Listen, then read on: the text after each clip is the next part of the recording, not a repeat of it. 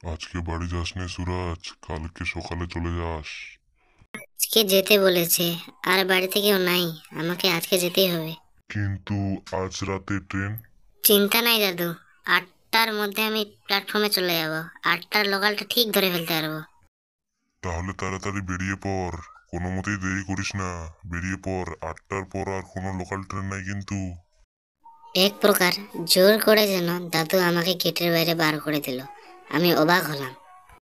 দাদুকে বলে তো দিলাম 8টার লোকালটা ঠিক ধরে ফেলবো, কিন্তু এত রাতে গাড়ি তো পাবো না। আর মাত্র আধা ঘন্টা, তারপর তো ট্রেন চলে আসবে। তাড়াতাড়ি হাঁট রে সুরাজ, না হলে দেরি হলে ব্যাপারটা বেশ কিছু ভালো হবে না।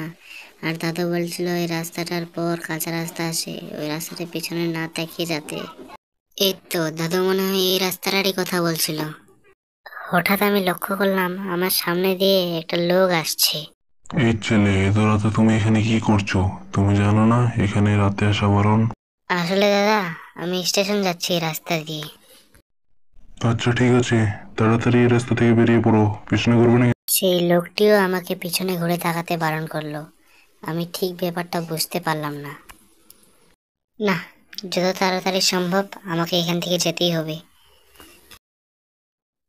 সুরাজ, ও সুরাজ, আমাকে চিনলি রে? কে? কে পিছনে? কই, পিছনে কেউ নাই তো। খামাখা আমি ভয় খাচ্ছিলাম। এ আর আর দেরি করা যাবে না, তাড়াতাড়ি বেরিয়ে পড়ি। जाने मेरी जाने मन, बचपन का प्यार मेरा बोल नहीं जाना रे, बोल नहीं जाना रे। সুরাজ, ও সুরাজ। পিছনে কে যেন ডাকছে আমার। এ কি? এ আমি কি দেখছি? এটা তো ভূত। বাঁচাও, আমাকে কেউ বাঁচাও, এই ভূত আমাকে খেয়ে নি। না, যত শীঘ্র সম্ভব আমাকে এখান থেকে যেতে হবে, নাহলে এই ভূতটা আমাকে আর এখানে ছাড়বে না। যত শীঘ্র সম্ভব আমাকে এখান থেকে ভাগতে হবে, পালাতে হবে এখান থেকে আমাকে। কোথায় যাবি তুই? তুই যেখানেই যা, আমি তোর ঘাড় মটকে দেবো। আমি হলাম পোতল বাড়ির পেতনি।